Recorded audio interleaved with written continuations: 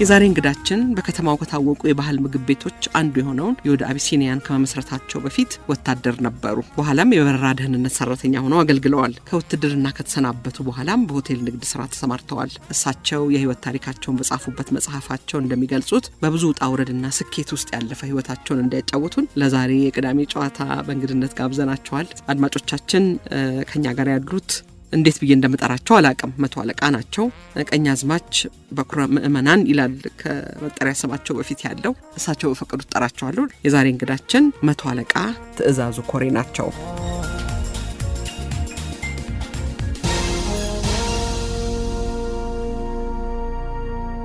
መቶ አለቃ በአገር ሽምግልናም ትካፈላለህ፣ የበኩልህን ታግዛለህ።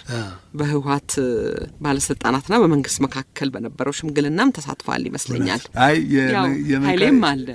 እዛኛም ላይ አልተሳተፍኩም። የተሳተፍኩት አሁን የ2014 ላይ ነው። 2014 ላይ በጳጳሳቶች መካከል በተፈጠረው አለመግባባት ኦርቶዶክስ በሁለት ተከፈሉ በተባለበት ጊዜ በዚያን ጊዜ 24 ምዕመናን ወይም ሽማግሌዎች ተመርጠን ነበረ። ከነኛ ውስጥ አንዱ ነበር እና አቅሜ የቻለውን ያህል ከጓደኞቼ ጋር ወይም ከሽማግሌዎች ጋር ሆነን ብዙ ነገር ሰርተናል።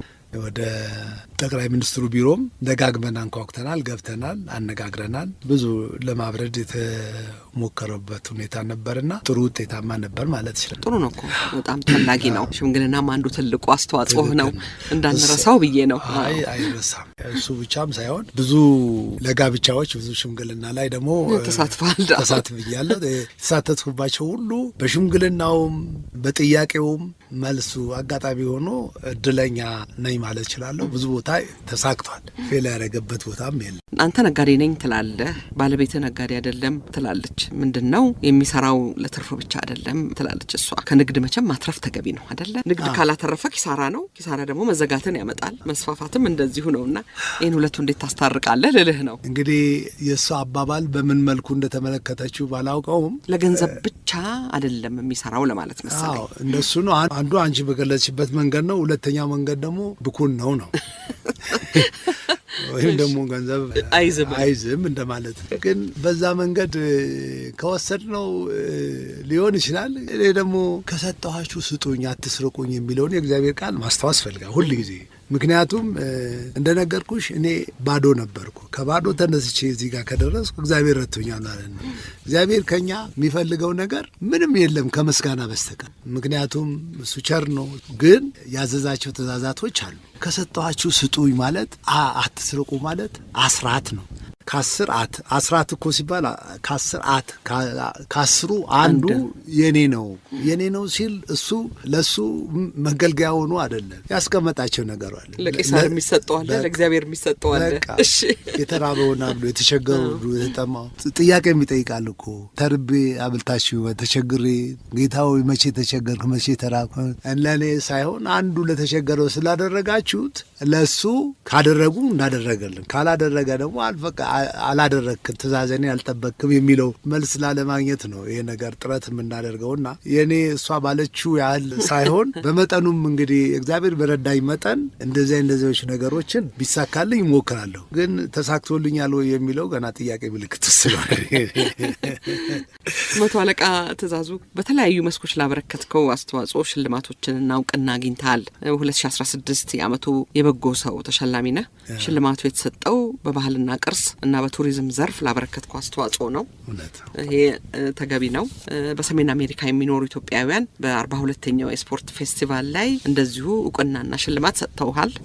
የበኩረ ምእመናን ማዕረግ የተሰጠ በቆጠር ገድለ ኪዳነ ምሕረት መሰለኝ ነው። እዛ ላረከው አስተዋጽኦ ነው። ቀኛዝማች ትእዛዙ የሚል ባህላዊ ማዕረግ፣ ለባለቤትህ ደግሞ ለወይዘሮ ምህረት ቡራጀት የሚል ማዕረግ ተሰጥቷቸዋል። ቡራጀት ምን ማለት ነው? ትክክል ነው። ከቡራጀት ልጀምርና አብራራ። ከሷል ልጀምር ብዬ እውነት ነው። ቡራጀት ማለት ብቁ የሆነች የተሰጣት ኃላፊነት ልትወጣ የምትችል በጀግንነት ከፊት ከሚሰለሙት ጋር በጦር ሜዳ ተዋግታ በጦር ሜዳ ጀግና ነው ባትባልም በተሰለፈችበት ሙያ በማህበራዊ የሚሆን በኢኮኖሚያዊ ተሳትፏ የነቃች ብለው የሚመዝኑት መመዘኛዎችን አሟልታለች ብሎ የምትመረጥ ሴት ናት። ይሄን ቡር ማለት አውራ እንደማለት ቁንጮ እንደማለት ነው። አጀት ማለት ደግሞ እመቤት ማለት ነው። ስለዚህ እሷ ለእኔ ስራ መስራት ወይም መሳካት ለምሳሌ ለቀኛዝማችነት ያስመረጠኝ አንዱ በአካባቢው ኢኮቱሪዝምን በዚህ በቆጠር ገድራ ቅዱስ ኪዳነ ምሕረት ገዳም የተገኘ ቅርስ አለ። ቅርሱ እውነት ለመናገር ገናም ብዙ ሚስጥር ያልተገለጸለት ግን እግዚአብሔር በገለጸላቸው አባቶች አማካኝነት ጅምሩ ተጀምሮ አሁን ቤተ ክርስቲያን እየሰራን ነው። ከዛ ቅርስ ተገኝቷል። ከዋሻዎች የተገኙት ቅርስ ቢያንስ ጎብኚዎች መጥተው ይጎበኙታል በሚል አስተሳሰብ እኔ እዛ ቦታ ላይ ከድርጅቱ ጋር ተያያዥነት ያለው ኤኮቱሪዝም የሚል ነገር አለ እና ኤኮቱሪዝምን እዛ ቦታ ላይ ለማስፋፋትና ለመስራት ምክንያቱም 200 ኪሎ ሜትር ተጉዞ ሰው ላይመለስ ይችላልና ቢያድር እዛ ቦታ ላይ ጎብኝቶ አካባቢውን በደንብ አድርጎ አውቆ ለመመለስ ስለሚቸግረው ቢያንስ አነስተኛ ማረፊያ ያሉት ሎጅ እንገንባ ብዬ ሳስብ ለዛ ተባባሪ በመሆኗ አንድ፣ ሁለተኛ እዛ ቦታ ላይ የቀኛዝማችነት ማዕረግ ያሰጠኝ አንዱ እዛ ቦታ ላይ የሚኖሩ ሰዎች እኔ ትውልድ መንደሬ ነው። እዛ አካባቢ ለነሱ መብራትና ውሃ በጨለማ ነበረ የሚኖሩት። ይሄን እድል አግኝቼ ስራውን ተፈቅዶልኝ እዛ አካባቢ ያለው የወረዳው የመንግስት አመራሮች በሙሉ አምነውበት ለእኔ ያለ ሊዝ አሰርተህ አልምተህ ለአካባቢው የሚያስፈልገው ነገር አግዝ ተብዬ ተሰጥቶኝ በዚህ አጋጣሚ መንግስትንም በዛ አካባቢ ያለው ወረዳውንም ማመስገን እወዳለሁ እና ይህን ስራ በምንሰራበት ጊዜ ለእኛ ብቻ አይደለም ተጠቃሚነቱ። ማለትም እኛ ከዛ ቦታ ላይ ሰርተን ትርፍ እናገኛለን ከሚል አስተሳሰብ አይደለም። አሁን እንደነገርኩሽ እዛ ቦታ ላይ ግን የሀገር ቅርስ የሀገር ሀብት ሊጎበኝ የሄደ ሰው ግን ምንም አይነት አገልግሎት የሌለበት ቦታ ላይ ደርሶ ሲመለስ አካባቢውን ይረግማል። ምንድን ነው የት ድረስ ነው የሚለውና እሱን ለመቅረፍ ነው የተደረገው። ስለዚህ በዚህ ዝግጅት ውስጥ የእሷ ሚናም ከፍተኛ ነበረ። እንቅፋት ብትሆን ለዚህ ሰውዬው ለምንድን ነው ያለ አግባብ የምታወጣ ብላ ምትል ቢሆን ኖሮ እዚህ አሁን የእኛ ብርሃንም ለማግኘት አይሰራም ነበር። እኛም እንትን ለማለት ለምን የሚል ጥያቄ ባለመብት ናታ ለምን የሚል ጥያቄ ብታነሳ እኮ እንቅፋት ናት። ስለዚህ እሱ ብቻ ሳይሆን እሷም ጀግና ናት ለእኛ እና ብለው ነው የቀኛዝማችነት ማዕረግ ህዝቡ ሲሰጠኝ ለእሷም ጭምር የሰጠው ማለት ነው። እና በመስቀልም በብርሃን ነው መስቀላቸውን ያከበሩት ማለት ነው። ለማህበረሰቡ ትልቅ እርዳታ ነው። ይሄ ጥሩ ነገር ነው በጣም። የበኩረ ምእመናን ግን ቤተ ክርስቲያን ነው የሰጠችኝ። ቤተ ክርስቲያን በቤተ ክርስቲያንም ጥሩ ተሳትፎ ስላለን አቅም ያደረገውን ነገር ስለምናግዝ ስለምናደርግ በአባቶችም የሚሰጠን ጥያቄ ስለምናሟላ እነሱ ተደማምረው ይሄ በኩረ ምእመናን ይገባዋል ብለው እንግዲህ ጳጳሳቶች የሰጡኝ መጠሪያ ነው። በባህል ዘርፉ ደግሞ ይገባዋል ብለው መርጠው እጩ አድርገው የ2016 የበጎ ሰው ተሸላሚ ተብሎ መመረጤ ደስ ይለኛል። ፕሬዚዳንት ሳህለወርቅ ዘውዴ በነበሩበት በዛ ፕሮግራም ላይ ተሸላሚ ነበር ድርጅታችን እና በጣም ደስ ብሎኛል። በ2017 ደግሞ የሰሜን አሜሪካ በባህል ዘርፍ እንደዚሁ ጥሩ ተሳትፎ አድርጓል የሚለውን ነገር በአብዛኛው በእኔ ላይ ሳይሆን ልጄ እዛ ነው የሚኖረውና ብዙ ነገር ያግዛቸዋል ለዚህ ስፖርቱ በእውቀቱ ማለቴ ነው። የአይሲ ተማሪ ነው እና ብዙ ነገር ድሮን ላይ የሚሰሩ ነገሮች ምናምኖች እሱ የእሱ ቴክኖሎጂ ባለቤት ነው እና እሱ በደንብ አግዟቸዋልና በዛ መልኩ የመጣ ነገር ነው። ሽልማት ነው። ግን በአብዛኛው ከሃይማኖት ተግባራት ርቀህ አታውቅም። ትደግፋለህ ቤተ ክርስቲያንህን በተግባርም በመንፈስም አብረህ ነህ ቤተ ክርስቲያን ጋርና የዘወትር ጸሎት ምንድን ነው ልልህ ብዬ ነው። ምንድን ነው ጸሎት? ጸሎት ያው ምስጋና ነው። ምስጋና ጸሎት ነው ሁልጊዜ። ምስጋና ከምስጋናዎቹ አንዱ የመዝሙረ ዳዊት ነው። ከዕለት እንግዲህ በዕለት ያው አንድ ንጉሥ 3ም 2ም ይቀርቡ አሉ እና የየዕለቱ የዳዊትን መዝሙር እከታተላለሁ። ምስጋና ነው አብዛኛው። ዳዊት እንግዲህ እግዚአብሔርን በሚያመሰግንበት አንደበቱ እኛም ያንን ነገር ለማመስገን እድሉ ስላገኘን እግዚአብሔር እድሜና ያስልሰጥ። ዋናው ነገር የኔ ምን መሰለሽ፣ እኔ በትርፍ ኑሮ ነው ምኖረው። በትርፍ ኑሮ እየኖር እግዚአብሔርን ከማመስገን ውጪ ሌላ ምንም ነገር አይችልም። ምክንያቱም አንደኛ ከብዙ አደጋዎች ወጥቼ ተርፌ ከ35 ዓመት በፊት መሞት የነበረብኝ ሰው እስከ ዛሬ ቆይቼ በህይወት ቆይቼ ዛሬ እናንተን አግኝቼ ሌሎችን አግኝቼ የልጅ ልጅ አይቼ ለእኔ ሌላው ነገር በሙሉ ትርፍ ነው። ሰው ዛሬ አግኝቼ የሚቀጥለው 2 ዓመት እንዲህ አይነት ፎቅ ሰርቼ የሚቀጥለው እንዲህ ይላል። እኛ ግብዞች ነን። ዛሬ ሌሊት ማደራችንን አናውቅም። ስለሚቀጥለው ነገር እኛ ምንም ነገር እሱ ቀኑም ሌሊቱን ደቂቃውም የሱ ነው፣ የኛ አይደለም። ስለዚህ አይደለም ማውራት ያለብንና ከቻለና እድሉን ካገኘን እግዚአብሔርን የምናመሰግነው አንደኛ እኔ ስጸልይ ጸሎቴ የግል ጸሎት አይደለም ማበዛው ማለት ነው። ለሀገር፣ ለህዝብ፣ ለማህበረሰብ፣ ለቤተሰብ ከዛ በኋላ ለግል ነው። ልክ እንደ ደረጃቸው ነው። ሀገር ሰላም ከሆነ ቆሞ ጸለይም የለም። ሰላም ካልሆነ ሀገር ህዝብን ካጣ ነው ከሌለ የምናደርገው ነገር ሁሉ ከንቱ ነው የሚሆነው። ቤተሰብ ከሌለ መፍረስ አለ፣ መውደቅ አለ። እነኝን ሁሉ አምላክ ሆይ ሀገራችንን ጠብቅልን፣ ህዝባችንን ሰላሙን አምጣልን፣ ቤተሰባችንን እርዳልን ብለን በውጭም በውስጥም ላሉ ቤተሰቦቻችን ልጆቻችንን ምን ለምነው ጸሎት ዛሬ ምናልባት አብርሃም እንደው እዚህ ስብከት አካሄድ ካትበይኝ እንጂ ወደ እግዚአብሔር እንትን በሚልበት ጊዜ ከ50 እስከ ታች እስከ 5 ድረስ እየሄደ ስለ 5 ጻድቃኖች ስትል እቺን ሀገር ታጠፋታለህ ብሎ ስለሚለው ከ50 ጀምሮ እስከ ወርድ ስለ 5 ጻድቃኖች ስል አላጠፋትም ነው እኮ የሚለው። ስለዚህ እኛ እስካሁን ድረስ የቆየ ነው አናውቀውም። 5ም 6ም በዱር በገደል ባሉ አባቶች በዱር በገደል ውስጥ ባሉት መነኮሳትና ጻድቃኖች አማካኝነት ጸሎትና ጾም ጸሎት እየተደረገልን ነው ሀገራችንን እንደዚህ በዚህ መልክ የቆየች እንጂ እኛ እኮ በጣም ብዙ ኃጢአተኞች ነን። ተነግሮ የማያልቅ ብዙ ኃጢአት አለብንና በእነሱ በእነኛ አባቶች ጸሎት ነው የቆየነውና አሁንም የእነሱን ፈለግ ተከትለን ጸሎታችን እንዲሰማን እግዚአብሔር ይርዳን። አሜን። ከመቶ አለቃ ትእዛዙ መጽሐፍ ለምስክርነት የቆየች ሕይወት መጽሐፍ ላይ ቀደም ሲል መቶ አለቃ ትእዛዙ በአንደበቱ ያጫወተንን ታሪክ ተፈሪ ዓለሙ ከመጽሐፉ ላይ እንዲህ አንብቦልናል።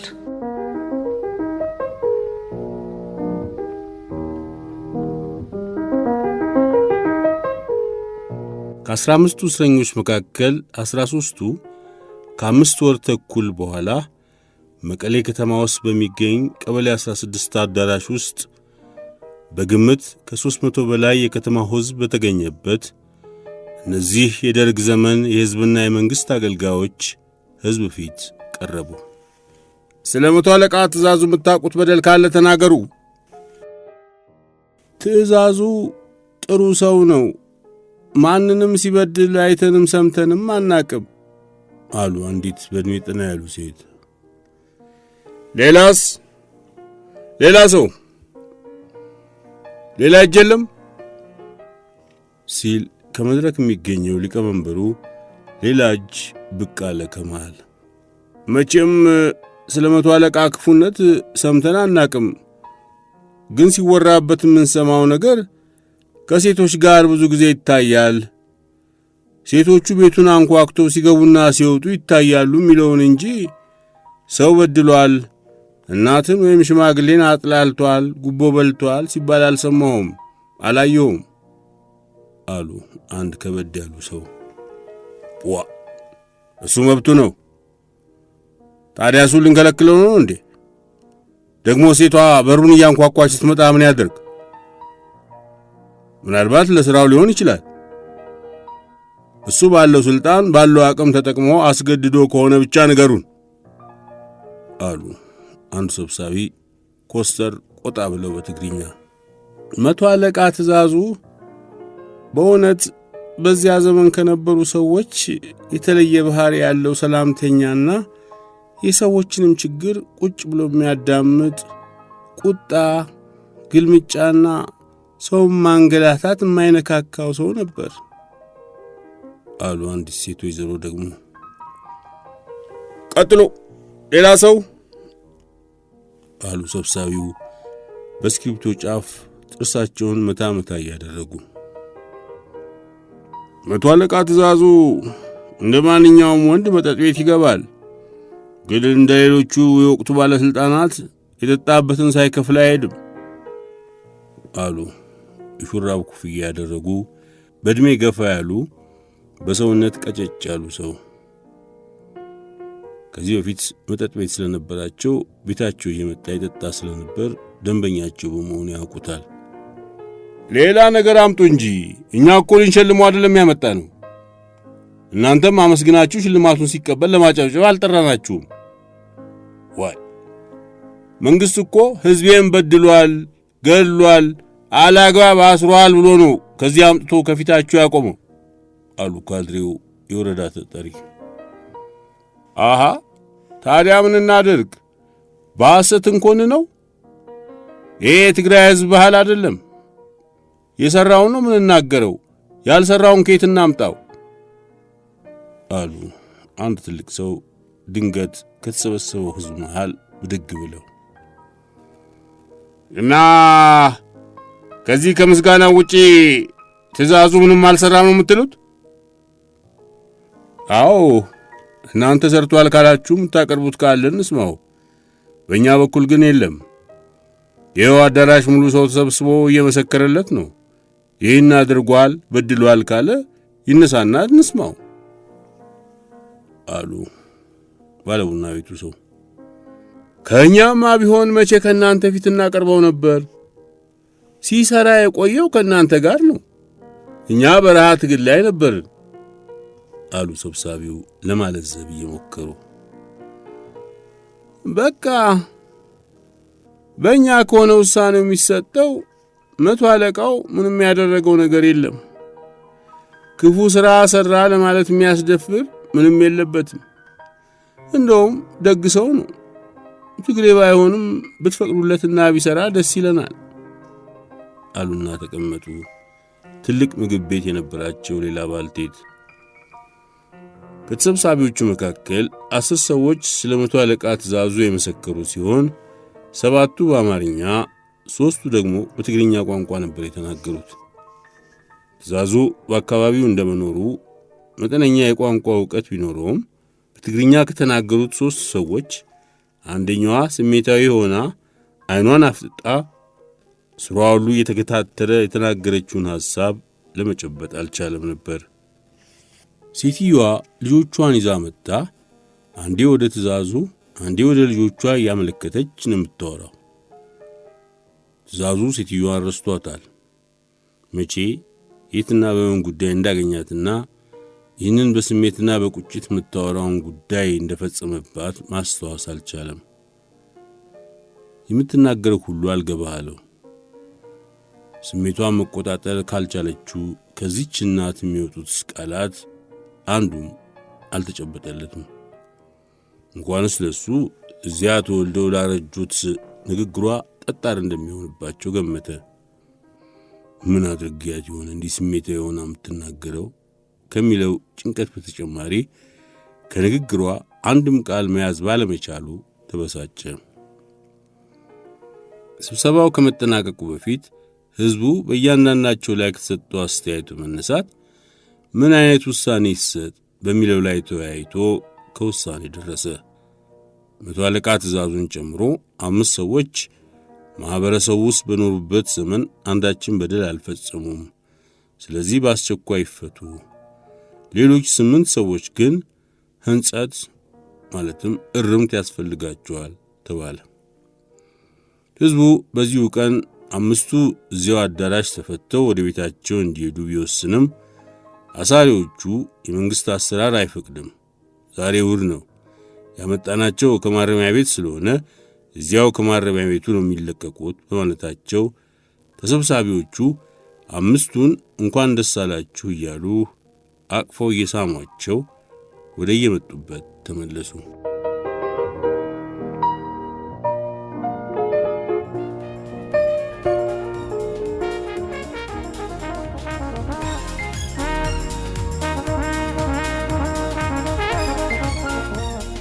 ሬዲዮ ጣቢያው ሸገር 102.1 ዝግጅቱ የጨዋታ እንግዳ ነው። እንግዳችን የይሁዳ አቢሲኒያ መስራች ናቸው።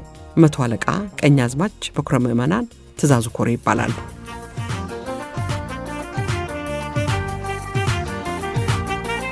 መቶ አለቃ ትእዛዙ አንተም ለምስክርነት ነው የቆየው ትላለህ። የህይወት ታሪክን የጻፍክበት መጽሐፍም እንደዚሁ አርስቱ ምስክርነትን ያመለክታል። እውነት ደግሞ ሌላው ጨዋታ ደግሞ ሌላው ምስክርነት ነው። እውነት አሁን የምናደርገው ጨዋታም እንደዚሁ ሌላው ምስክርነት ነው። መጽሐፌን ስታገላብጭው እውነቱ በነገሮች ላይ እዚህ መጽሐፍ ላይ አንድም የጨመርኩት የቀነስኩት ነገር የለም። ይሄ ለማድመቂያ ብዬ ወይም ጉድለቱ ለማሟያ ብዬ ያደረግኩት ነገር የለም። አንድም ነገር እዛ ላይም እንደተናገርኩት እንደውም ያልተጨመሩ ነገር ነበረ ለምሳሌ ዲተር ወልማን የኢትዮጵያ ደንበኛ ነው። በአመት 2 ጊዜ የሚመጣ ነው። ጀርመናዊ ነው። ባለ ሀብት ነው። እዚህ በመጣንበት ጊዜ በተለይ የተቃጠለው ቤት እዛ መጥቶ ሲያዩ በጣም ነው በቃ ደስ የሚለው። እንዳልኩሽ በተለያየ ጥበብ ያማረ ነው ቤቱ እና እዛ ቦታ ላይ ከሚያደንቃቸው ውስጥ አንዱ እኔንና ሌላኛው ጓደኛ ደግሞ ሽፈራው ሲዳም ይባላል። እሱ ደግሞ ሜታል ኢንጂነሪንግ ነው፣ እዛ ውስጥ ነው የሚሰራው እና በቃ እናንተ ሁለታችሁ ጠንካራዎች ናችሁ ብሎ ነው በሱ ግምገማ ማለት ነው እንጂ ብዙ ጠንካራዎች አሉ ስላላየ ነው እንጂ በሱ ግምገማ ያየውን ነው የሚመሰክረው። እና በአንድ ወቅት በሁለተኛው ጊዜ ሲመጣ ማለት ነው ግንቦት ላይ ነው፣ አንዱ ግንቦት ላይ ነው የሚመጣው፣ አንዱ ጥቅምት ላይ ነው። ልክ እንደ ኦርቶዶክስ ሲኖዶስ እንደምንሰበሰበው ልክ እንደዛ ነው የሚመጣው። የግንቦቱ ሲመጣ የእኛ ድርጅት እንደዛ ፈርሶ ያገኘዋል። በጣም በጣም በጣም ይከፋዋል ነውና አሁን የእናንተ መንግስት ምን ያደርግላቸዋል አለ። የእኛ መንግስት ምን ያደርግልናል? ምንም አያደርግልንም አሉ። እንዴ የእሱን ነገር ደረደርን። የእኛ መንግስት እኮ እንዲያደርጋል። የእናንተ ሀገር መንግስት ሀብታም ስለሆነ ነው፣ እኛ ደግሞ ይህን እንደዛ ሊያደርግ አይችልም። በኋላ እንደውም እኔን ብዙ ቻሌንጆች ሲገጥሙኝ ሲያይ በቃ እኔ አሁን አገሬ ወስጄ ማስጎብኘት አለ ብሎ ቅድም የጠቀስኩልሽ ሽፈራው ሲዳና እኔን የዛኑ አመት ማለት ነው ወስቶ ሃምቡርግ የሚባል ጀርመን ሀገር ወስቶ ትኬታችንን ችሎ ቪዛ ልኮልን ሆቴል ወጪውን ሸፍኖልን የክብር እንግዶቼ 2 በዛን ጊዜ የከስተመር ዴይ የሚሉ አለ ከእሱ ጋር አብረው የሚሰሩትን በሚያከብርበት ወቅት አብሮ ግብዣ 200 ያላነሱ ሰዎች በመርከብ ሽርሽር ይወስዳል። በዛሬው ጉዞአችን ላይ 2 ትልልቅ እንግዶች አሉ ከኢትዮጵያ የመጡ ብሎ የእኛን ባንዲራ ሰቅሎ የጀርመንን ሰቅሎ የእሱን ፍላግ ሰቅሎ በመርከብ ላይ አይተሽዋል? አይቼዋለሁ። ትልቅ መርከብ ላይ በዛ እንግዶች መሀል ላይ በቃ ልዩ እንግዶች ሆነን ተቆጥረን የመጣ ነው። እዚህ ጋር ግን እግዚአብሔር ያጽናቸው አልተባልንም። ሀገራችን ላይ አንድ አምባሳደር መሐመድ ድሪር ብቻ እውነት ለመናገር በቃ አዝናለሁ የሚል ነገር እንትን የተደረገው እና እኔ ሰውዬ የማይረሳ ነውና የዚህ መጽሐፍ ምርቃት ዕለት በክብር እንዲገኝልኝ ጀርመን ኤምባሲ እነሱንም ጠርቼ ተወሰነ ወኪል ልከዋል፣ ከራሻም ወኪል ልከዋል። ይህ ሰውዬ ግን እገኛለሁ ብሎ ካለ በኋላ በአጋጣሚ ችግር ገጥሞት የጤና ችግር ገጥሞት ሳይመጣ ቀረ እና ይሄ መጽሐፍ ውስጥ እንዲካተት ነው የተደረገ። ጥሩ ነው በጣም። በዛም ወቅት እንግዲህ እዚህ መጽሐፍ ላይ ሳይካተት ቀርቶ የነበረው እነኝን አካቶ ለሁለተኛ ዙር ሳይታተም እንደገና እንዲወጣ ያደረግነው መጽሐፉ በእርግጥ ምን ያህል ተነበበ የሚለውን ነገር በግልጽ ባላውቀውም ግን ያው መጽሐፉ በቁጥሩ ብዙ ነው ያሳተምነው፣ 5000 ነው ያሳተምነው። ይኸውም ሙሉ በሙሉ መጽሐፉ ለበጎ አድራጎት ድርጅቶች እንዲውል ተደርጎ ነው የተወሰነው። ድርጅቴ ነው ያሳተመልኝ፣ 2 ሚሊዮን ብር ከፍሎ ነው ያሳተመው። እኛ ደግሞ 5000 መጽሐፍ ስንና እያንዳንዱ መጽሐፍ በ1000 ብር ነው። አንዳንድ 1000 ብር ሰው ገዝቶ ይሄ ይጥቀምም አይጥቀም አላውቅም፣ ብቻ መጽሐፉ አንደኛ ይነበባል፣ ሁለተኛ ለበጎ አድራጎት ድርጅት ይውላል ማለት ነው እና እኛ ከዚህ ተጠቃሚም አይደለም፣ እንጠቀምም ፍላጎት ኖሮኝ አይደለም። ግን በብዙ ወዳጆቼና ዘመዶቼ መጽሐፍ አሳትም ብለው ይሉኝ ስለነበረ እግዚአብሔር በፈቀደው ቀን ተደርጓል እና አሁንም ቢሆን መጽሐፉ በእውነት ተሽጦ እንኳን ሁለተኛ እትም ቢዘጋጅ እንኳን የምናስበው ለፋውንዴሽን ነው፣ ለበጎ አድራጎት ድርጅት ፋውንዴሽን ይውላል እንጂ በዚህ ሽጠን ለመጠቀም አናስብም። የኔ ድርጅትም ይህን አያስብም እና ያው ቀደም ሲል እንደተናገርኩት ለመጽሐፉ ርዕስ የተመረጠው ተያያዥነት ያለው ቃሎች ብዙውን በመጽሐፌ ውስጥ ተካተዋል።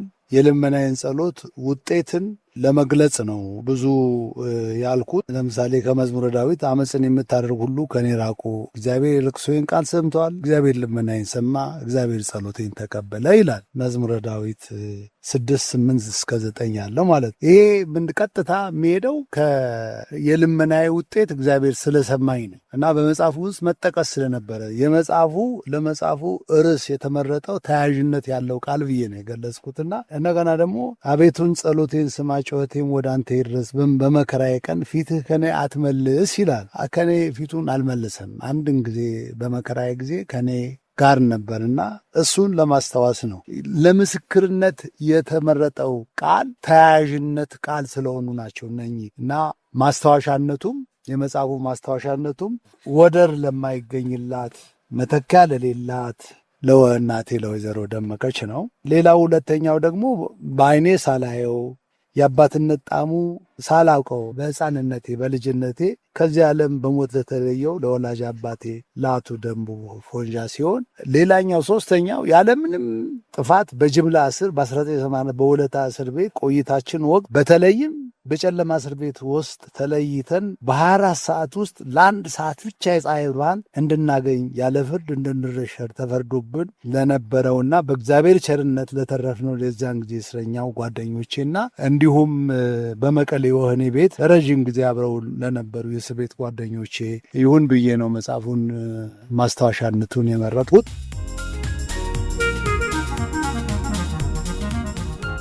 ከዛሬ እንግዳችን ከመቶ አለቃ ትእዛዙ ኮሬ ጋር ያደረግነው ጨዋታ የመጀመሪያው ክፍል ይህን መሳይ ነበር።